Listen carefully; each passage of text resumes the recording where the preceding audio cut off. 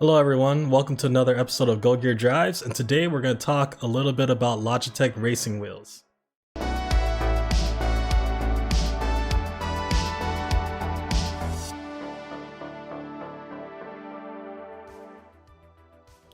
So today's episode is going to be a little different. I'm just going to ramble on about these and talk about the wheels and some of the differences between them, and just whatever little bit of knowledge I know, and hopefully I learned a little something today as well. So we're just going to look at these. This is a wiki page for Logitech G25. A lot of people out there wonder, well, there's been so many iterations, like what's the difference between Logitech G25 and G27. I remember when I first was getting into sim racing, I was kind of like, they all kind of look the same a little bit, with slight differences, but are the mechanics different? What's the difference between them, and what value do I get out of each of them? So we're just gonna take a little look at some of these here. Looking at the Logitech G25, this was like one of the early ones. I think they had some wheels prior to this for sure, but it had the successor of the G27, and then after that there was the G29, and then the G923 that's out currently. Looking at this, it just gives a few specs on it. Essentially, it's the same 270 millimeter leather wrap steering wheel that we have today. I think I have a Logitech G920. It's been a great wheel and very strong, very durable. I did have one incident. I'll tell you about that a little later. But just excellent wheel, and you get enough force feedback from it that you need. But just looking at some of these wheels, it's Logitech G27. It has two force feedback motors, so it's always had like the dual motor kind of setup. I believe that's pretty much the same as the ones that are in there today, with some minor improvements. It has two paddle shifters, two buttons. So the layout of the buttons, there wasn't much to be had. It was as simple as a Super Nintendo or a Nintendo controller. It just had two buttons on it, left and right. So there wasn't a whole lot of configuration that was possible. They did have the shifter that you can buy, I believe, or it may have came with it actually. And that had a bit more options on there that you can change. But on the wheel itself, there wasn't a whole lot to be had for button configuration. It still has the carpet grip, which keeps the pedals positioned while playing. Yeah, so it shows it has 8 buttons on the shifter unit itself, which I believe at the time did come with the wheel. Leather knob, metal rod. I do like the design of the current one. I know that a lot of people love the older shifter, but just the style of it just looks kind of retro. I like more modern things, and sometimes, I mean, look at my videos, I like the retro stuff too, but when it comes to like my actual racing equipment, I like to go for a little more sleek look, a little more modern look if possible.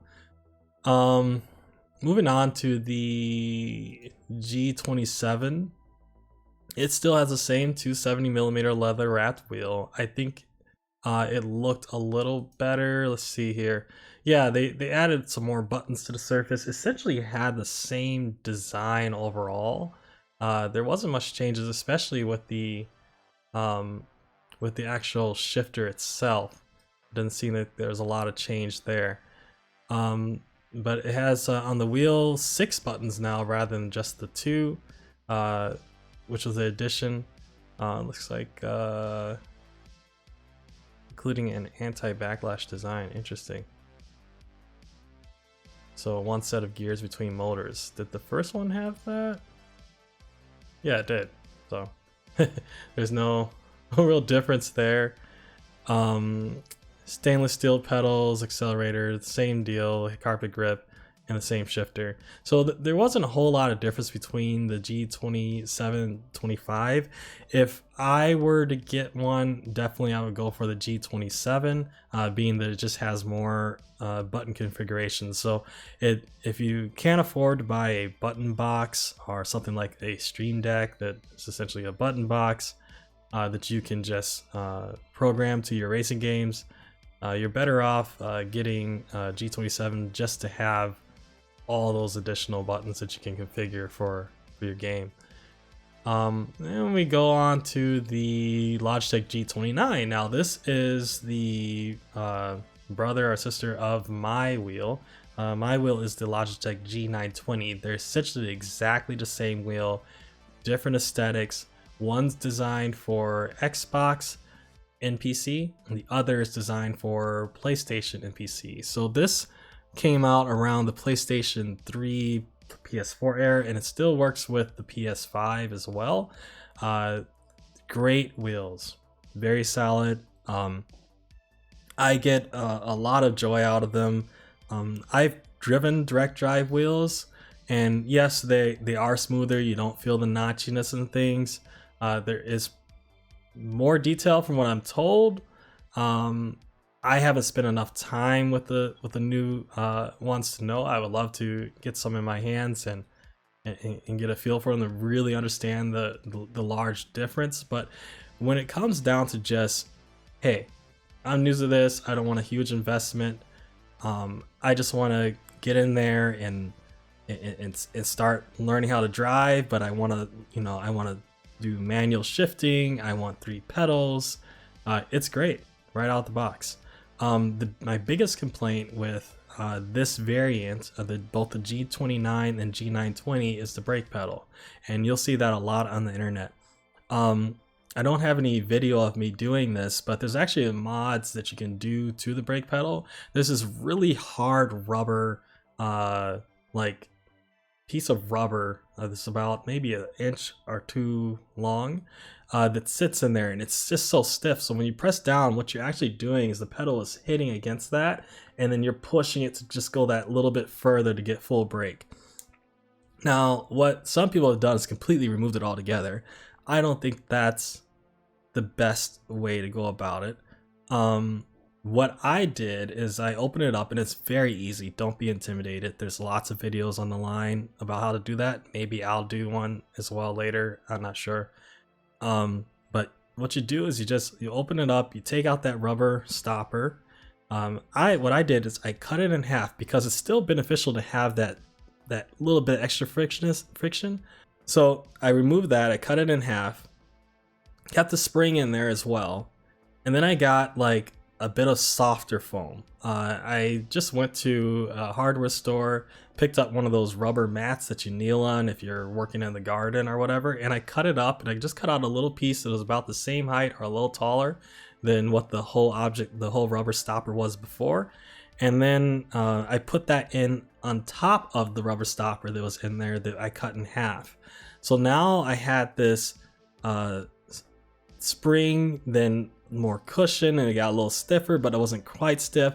And then I hit the rubber stopper, and that gave me such great brake feel. And I always know it doesn't replace, like, you know, some of your higher end type brake pedals out there, but it does give you a good feel and a consistent feel as to where you're going, you know, how far down you're actually pushing the brake pedal. And for me, it was transformative. Like, now I just love this wheel. And the pedals. The other thing is the Logitech G920 shifter. The best way I can describe its feel, it's kind of like driving a Honda Civic. I've driven many Honda Civics, both SI and other variants, as well as Integras, and it's very light, very easy to throw. It's actually a little bit lighter than that even. There are different mods that you can get out there for that as well, 3D printed ones that actually add a bit more gatiness to it. So I did that with mine. It's worked pretty good. It lasted for a good 5 years before the plastic actually gave way. Not the Logitech shifter itself, but the 3D printed material. And you know, it did pretty good. It was great, and I could just order another one. I got a friend that has a 3D printer, so I can have him print up another one and just run with that. The last one that's come up now is the Logitech G923 though, and this is the current variant. Yeah, so this one's pretty cool. I love the aesthetic of this one. This is probably my favorite in terms of looks. It looks a lot like the Xbox variant, which is why not only was I played Xbox, but I was happy to get the Xbox variant because it was just sleeker, it was black, it didn't have all the boy racer type knobs on it and everything. Although those knobs are handy, I wish I had them for more configurability. But with the Logitech G923, you get the best of both worlds. It has that black sleek look, but it also has all the knobs and everything, as you can see here.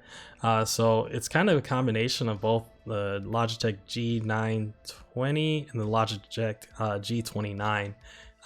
And then it also goes above and beyond that with this new true force feedback. Now, I've heard different things about it, but what it does essentially, from what don't quote me on this, but it adds a little bit of vibration effect to the wheel itself. So say if you're turning into a corner and it's supposed to give you the feeling that you're losing traction above and beyond just the force feedback itself, you feel the friction happening in the wheel.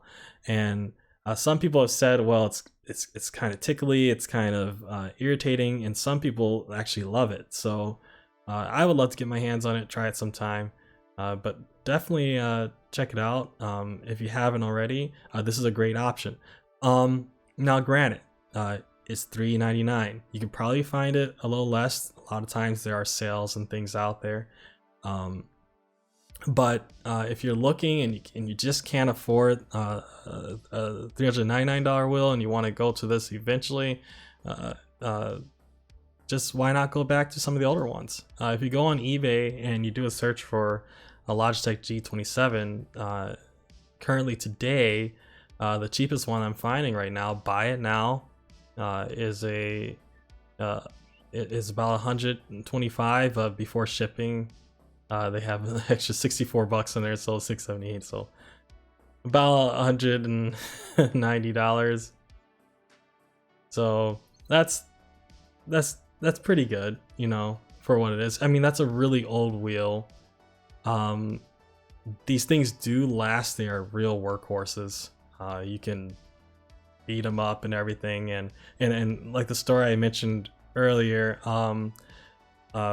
unfortunately my dad, with my first one, he came over and he actually gripped it so tight that he cracked some material in the wheel somewhere. It didn't break or anything, it still worked just fine, but whenever you touched the wheel you heard a little creak, and that just drove me mad. So I went to Best Buy, talked with them. I had, I guess a warranty on it or whatever, and they exchanged it for me and got me a new one. So and the new one I got has been fine ever since. He's used it and it withstood his monster grip, and it worked out pretty good. And I ended up, as you can see probably over there, I got a second one. So I do love them quite a bit. They work really well and they're very light. So if you have a rig that's not, extremely strong, like my rig, I'll probably show it at some point. It's custom built, PVC and metal, and wood. So it's a lot of different materials. And the way that I built it, it's not extremely rigid where the wheel is. So a really heavy direct drive wheel, I'm not sure, it might or may not work. But you're not going to get a whole lot of flex, because of the weight of this wheel is just not as crazy, and also the torque in it is not as crazy too. So yeah, that's just my little rant about these wheels. I would suggest buying used if you can't afford it. A brand new one, you can go all the way up to a Logitech G29, and look, here goes one for $158, about 170, same price. So as you can see, people love the older wheels just as much as the new ones. They hold their value at a certain point. So even if you buy it right now, one of these slightly newer ones, you can still turn around and sell it, get your money back, and if you want to upgrade to something else later, you can do that. So yeah, that's all I got for you guys today. Please, if you have questions about these wheels, leave comments down below, and definitely would appreciate if you guys would subscribe, hit that bell notification. Let me know in the future if there's any other types of videos you'd like to see, or you'd like this kind of ranting type video. I love doing these. They're quite easy to do, and I can talk forever. So yeah. Well, thanks a lot. You guys have a good day, and I hope you enjoy sim racing if you ever get one of these wheels.